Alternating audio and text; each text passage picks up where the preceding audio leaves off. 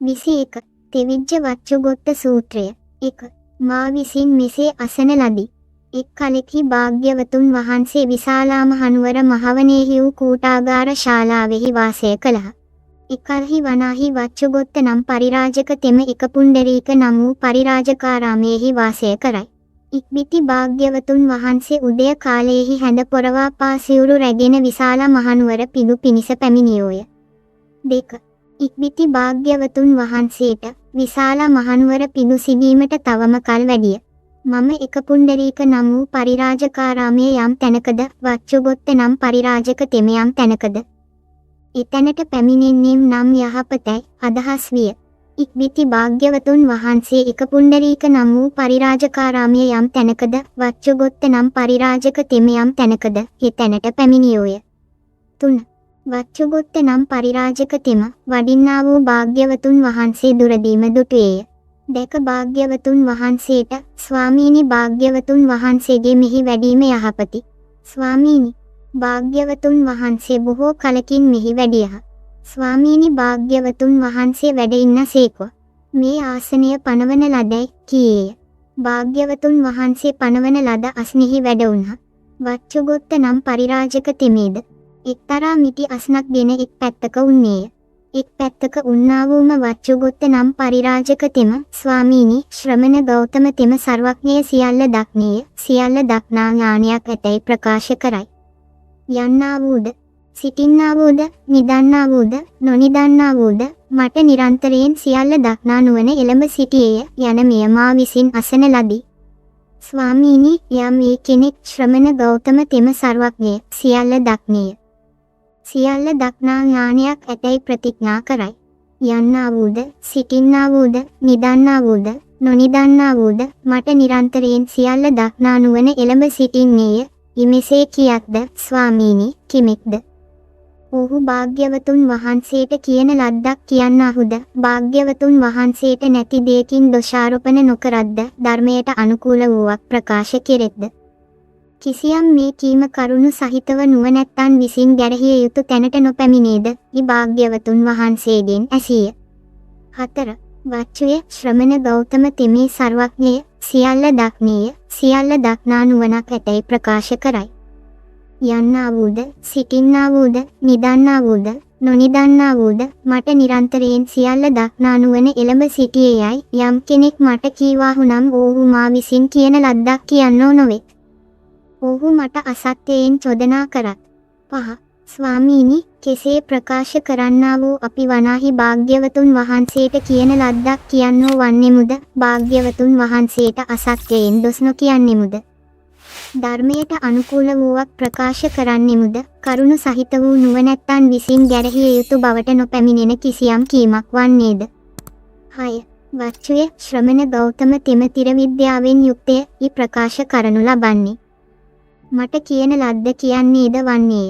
මට බොරුවෙන් දොස්ද නොකියන්නේය. ධර්මයට අනුකූල වූවක් ප්‍රකාශ කරන්නේය. ඒ කීම කරුණු සහිතව නුවණැත්තන්ගේ ගැරහිය යුතු බවට නොපැමිණෙන්නේය. වච්චුය මම වනාහි යම්තාක්ම කැමැති වෙම්ද ඒතාක් අනෙක ප්‍රකාර වූ පෙරවිසූ බව සිහි කරමි.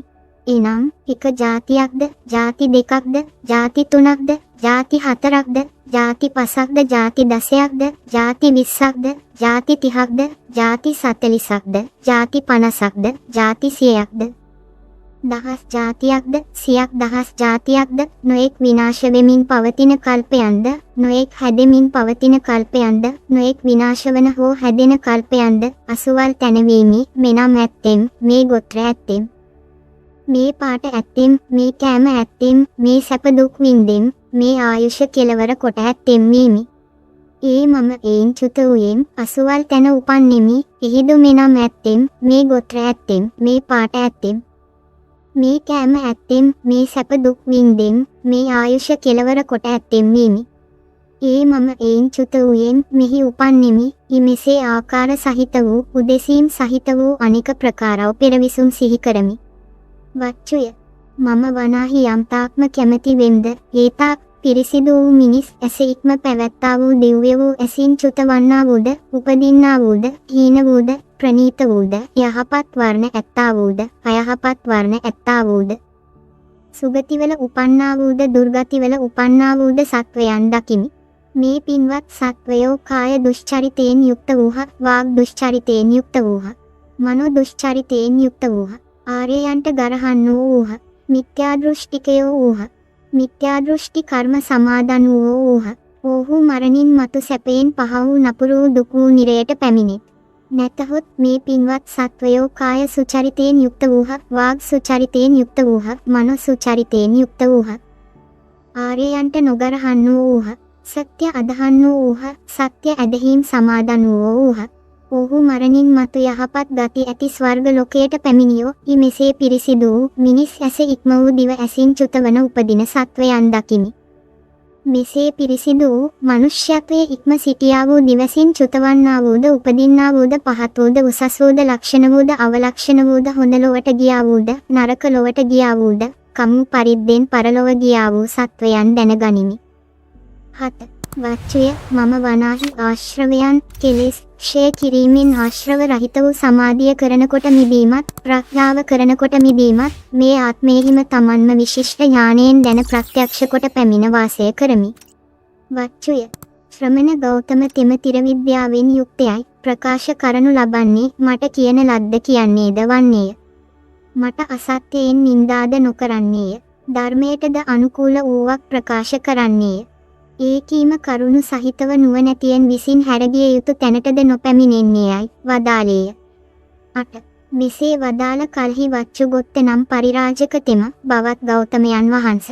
ගිහි බන්ධනය ගිහියන් විසින් පරිහරණය කරන දේහි ආශාව දුරුනකොට කිසියම් ගිහියෙක් ශරීරයාගේ බිඳීමෙන් පසු දුක් කෙලවර කෙරේදැයි භාග්‍යවතුන් වහන්සේගෙන් ඇසීය. වච්චුය කිසියම් ගිහියෙක් ගිහි සංයෝජනය දුරු නොකොට ශරීරයාගේ බිඳීමෙන් පසු දුක් කෙලවර කරන්නෙක් නැත්තේය. ඉවදාලේය. 9. බවත් ගෞතමයන් වහන්ස. කිසියම් ගිහියෙක් ගිහි සංයෝජනය දුරු නොකොට ශරීරයාගේ බිඳීමෙන් පසු දෙව්ලොවට පැමිණෙන්නෙක් ඇත්තේදැයි ඇසීය. වච්චුය ගිහි සංයෝජන දුරු නොකොට මරණින් පසු ස්වර්ගයට ගියාහු 100ක්ද නොවේ, 200ක්ද නොවේ, 300ක්ද නොවේ, 400ක්ද නොවේ, 500ක්ද නොවේ, හුදෙක් ඉතා බොහෝය. ඉවදාලේය. 10. බවත් ගෞතමයන් වහන්ස ශරීරයාගේ බිඳීමෙන් පසු දුක් කෙලවර කරන්නා වූ කිසියම් ආජීවකයෙක් ඇත්තේද වච්චුය. ශරීරයාගේ බිඳීමෙන් පසු දුක් කෙලවර කරන්නා වූ කිසියම් ආජීවකයෙක් නැත්තේය. 11. බවත් ගෞතමයන් වහන්ස කිසියම් ආජීවකයෙක් ශරීරයාගේ බිඳීමෙන් දෙව්ලොව ගියේද එබන්දෙක් ඇත්තේද වච්චුය මම යම් කල්පයක් සිහි කරම්ද ඊමෙන් ඒකානුවන කල්පයයි. එකෙකු හැර දෙව්ලොව ගියා වූ කිසියම් ආජීවකයෙකු නොදනිමි. හෙතෙමේද කර්මවාද ඇත්තා වූ කිරියාවද ඇත්තා වූ ආජීවකයෙක් වූයේයයි වදාළේය. 12. බවත් ගෞතමයන් වහන්ස මෙසේ ඇති කල්හි මේ තීර්ථායතනයේ යටත් පිරිසෙන් ස්වර්ගයට යන්නෙකුගෙනුත් ශූන්‍යයයි වච්චුය. මෙසේ ඇති කල්හි මේ තීර්ථායතනය යටත් පිරිසෙන් දෙව්ලොව යන්නෙකුගෙන් පවා හිසයි වදාළේය. භාග්‍යවතුන් වහන්සේ මෙය වදාළහ. සතුටු සිත් ඇත්තා වූ වච්චුගොත්ත නම් පරිරාජක තෙම භාග්‍යවතුන් වහන්සේගේ දේශනාව සතුටින් පිළිගත්තේය.